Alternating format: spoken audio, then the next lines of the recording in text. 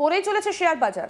Iran, Israel এবং আমেরিকার মধ্যে বাড়তে থাকা সংঘাতের রক্তচক্ষু এবার সরাসরি আঘাত হানল আন্তর্জাতিক শেয়ার বাজারে। বুধবার যুদ্ধের এই অস্থিরতা ভারতের মার্কেটে বড় ধস নামানোর পাশাপাশি টাকার মূল্যকেও ইতিহাসের সর্বনিম্ন স্তরে নামিয়ে দিয়েছে। ধস নেমেছে দক্ষিণ কোরিয়ার শেয়ার বাজারে। মাত্র 48 ঘন্টার মধ্যে দেশটার প্রধান সূচক কোসপি প্রায় 15% পড়ে যায়। এতে বাজার মূল্য থেকে প্রায় $270 বিলিয়ন উধাও হয়ে যায়। পরিস্থিতি সামাল দিতে 576 দিনের মধ্যে প্রথমবারের মতো সার্কিট ব্রেকার চালু করে লেনদেন সাময়িকভাবে বন্ধ রাখতে হয়। এই ধসে সবথেকে বেশি ক্ষতিগ্রস্ত হয়েছে সেমিকন্ডাক্টর খাত। প্রযুক্তি জায়ান্ট স্যামসাং ইলেকট্রনিক্সের শেয়ার প্রায় 10% এবং মেমোরি চিপ নির্মাতা এসকে হাইনেক্সের শেয়ার প্রায় 12% কমে যায়। প্রথম নজরে বাজার পতনের কারণটা সহজ বলে মনে হয়। মধ্যপ্রাচ্যে বাড়তে থাকা উত্তেজনার জেরে তেলের দাম ব্যারেল প্রতি $80 ওপরে উঠে যায়। একই সঙ্গে বিশ্বের অন্যতম গুরুত্বপূর্ণ তেল পরিবহন পথ স্ট্রেট অফ হরমুজ দিয়ে জাহাজ চলাচল নিয়ে উদ্বেগ বাড়তে থাকে।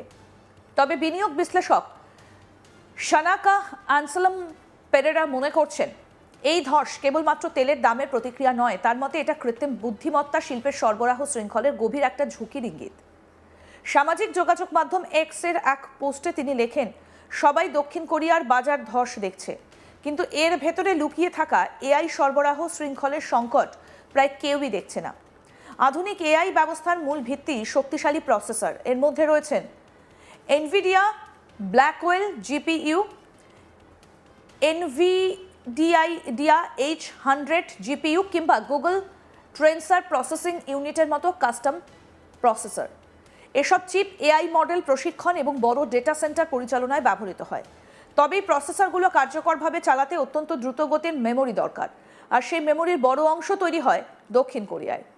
বিশ্বের প্রায় 67% ড্রাম মেমোরি, প্রায় 80% হাই ব্যান্ডউইথ মেমোরি উৎপাদনে নেতৃত্ব দিচ্ছে স্যামসাং ইলেকট্রনিক্স এবং এসকে হাইনিক্স। এআই চিপের জন্য হাই ব্যান্ডউইথ মেমোরি বা HBM অত্যন্ত গুরুত্বপূর্ণ। পেরেরার ভাষা, এই মুহূর্তে পৃথিবীতে যত এআই ডেটা সেন্টার তৈরি হচ্ছে প্রতিটির জন্য HBM অক্সিজেনের মতো অপরিহার্য। অর্থাৎ বিশ্বব্যাপী এআই অবকাঠামোর একটা বড় অংশ নির্ভর করছে দক্ষিণ কোরিয়ার মেমোরি চিপ কারখানাগুলোর ওপর। কিন্তু এই কারখানাগুলো চালাতে বিপুল পরিমাণ শক্তি দরকার, আর সেই শক্তির বেশিরভাগই আমদানি করতে হয়। দক্ষিণ কোরিয়া তার ব্যবহৃত মোট জ্বালানির প্রায় 97% বিদেশ থেকে আনে। এর বড় অংশের তেল এবং তরলীকৃত প্রাকৃতিক গ্যাস মধ্যপ্রাচ্য থেকে আসে এবং তা পরিবহন করা হয় স্ট্রেট অফ হরমুজ দিয়ে। প্রায় 21 মাইল প্রস্থের এই সরু সমুদ্রপথ দিয়ে বিশ্বের উল্লেখযোগ্য অংশের জ্বালানি পরিবহন হয়। যদি সংঘাতের কারণে এই পথ দিয়ে জাহাজ চলাচল ব্যাহত হয়, তাহলে তেলের দাম দ্রুত বেড়ে যেতে পারে বা জ্বালানি সরবরাহ ধীর হয়ে যেতে পারে। পেরেরার মতে এই কারণেই সাম্প্রতিক বাজার ধস গুরুত্বপূর্ণ। তার ভাষায়, কোসপির ধস শুধুমাত্র দক্ষিণ কোরিয়ার গল্প নয়, এটি এআই অবকাঠামোর সবথেকে গুরুত্বপূর্ণ দুর্বল জায়গার প্রথম বাস্তব পরীক্ষা। চিপ তৈরির কারখানাগুলো দিনরাত নিরবিচ্ছিন্নভাবে চলে এবং বিপুল পরিমাণ বিদ্যুৎ সরবরাহ করে। ফলে জ্বালানির দাম বাড়লে দ্রুতই উৎপাদন খরচ বেড়ে যায়। এই পরিস্থিতি দীর্ঘস্থায়ী হলে কোম্পানিগুলো নতুন কারখানা সম্প্রসারণের পরিকল্পনা পিছিয়ে দিতে পারে বা উৎপাদন কমাতে পারে। আর সেটাই বড় উদ্বেগের বিষয়, কারণ বিশ্বে মেমোরি চিপের মজুত খুবই সীমিত। পেরেরার হিসেবে বিশ্বের ড্রাম মেমোরির মজুত মাত্র 2 থেকে 3 সপ্তাহের মতো, আর ন্যান্ড ফ্ল্যাশ মেমোরির মজুত রয়েছে প্রায় 3 থেকে 4 সপ্তাহ। তিনি সতর্ক করে বলেন, এখানে কোনো সুরক্ষা বাফার নেই। যদি হরমুজ প্রণালীতে 1 মাসেরও বেশি সময় সমস্যা চলতে থাকে, তাহলে উৎপাদন কমানো ছাড়া উপায় থাকবে না। এদিকে সেমিকন্ডাক্টর কোম্পানিগুলোর শেয়ার কমলেও প্রতিরক্ষা খাতের কিছু কোম্পানির শেয়ার বেড়েছে। উদাহরণ হিসেবে বলা যেতে পারে হানুয়া এরোস্পেস, তার শেয়ার প্রায় 20%, LIG নেক্সওয়ানের শেয়ার প্রায় 30% পর্যন্ত বেড়েছে। পেরেরার মতে এই পরিবর্তন বিনিয়োগকারীদের মনোভাবের পরিবর্তনকে স্পষ্ট করছে। তিনি লেখেন, পুঁজি দক্ষিণ কোরিয়া থেকে পালাচ্ছে না, বরং এক ধারণা থেকে অন্য ধারণায় সরে যাচ্ছে। যে ধারণা ছিল জ্বালানির সমস্যা সমাধান হয়ে গেছে, আর এখন মনে করা হচ্ছে জ্বালানি সবকিছুর প্রধান সীমাবদ্ধতা। বিশ্লেষকদের মতে এশিয়ার বহু দেশ ভারত সহ মধ্যপ্রাচ্যের তেল এবং গ্যাসের ওপর নির্ভরশীল। ফলে জ্বালানির দাম বাড়লে মুদ্রাস্ফীতি বাড়তে পারে, মুদ্রার মূল্য দুর্বল হতে পারে এবং ডেটা সেন্টার পরিচালনার খরচ বেড়ে যেতে পারে। এতে এআই অবকাঠামো নির্মাণ আগের ধারণার তুলনায় বেশি ব্যয়বহুল বা ধীর গতির হয়ে পড়তে পারে। স্বল্পমেয়াদে পরিস্থিতির ফলাফল অনেকটা নির্ভর করবে ভূ রাজনৈতিক পরিস্থিতির ওপর।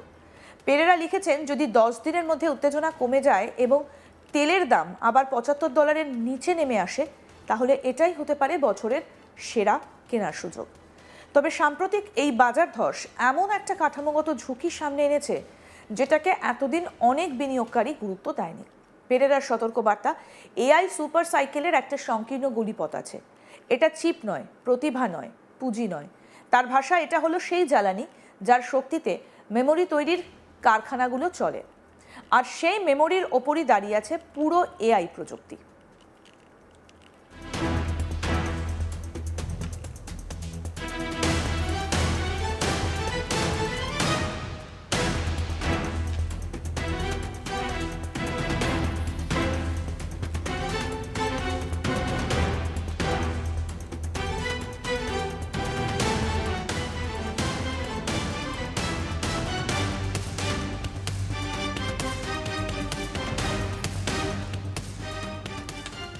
পড়েই চলেছে শেয়ার বাজার। ইরান, ইসরায়েল এবং আমেরিকার মধ্যে বাড়তে থাকা সংঘাতে রক্তচক্ষু এবার সরাসরি আঘাত হানল আন্তর্জাতিক শেয়ার বাজারে। বুধবার যুদ্ধের এই অস্থিরতা ভারতের মার্কেটে বড় ধস নামানোর পাশাপাশি টাকার মূল্যকেও ইতিহাসের সর্বনিম্ন স্তরে নামিয়ে দিয়েছে। ধস নেমেছে দক্ষিণ কোরিয়ার শেয়ার বাজারে। মাত্র 48 ঘন্টার মধ্যে দেশটির প্রধান সূচক কসপি প্রায় 15% পড়ে যায়। এতে বাজার মূল্য থেকে প্রায় $270 মিলিয়ন উধাও হয়ে যায়।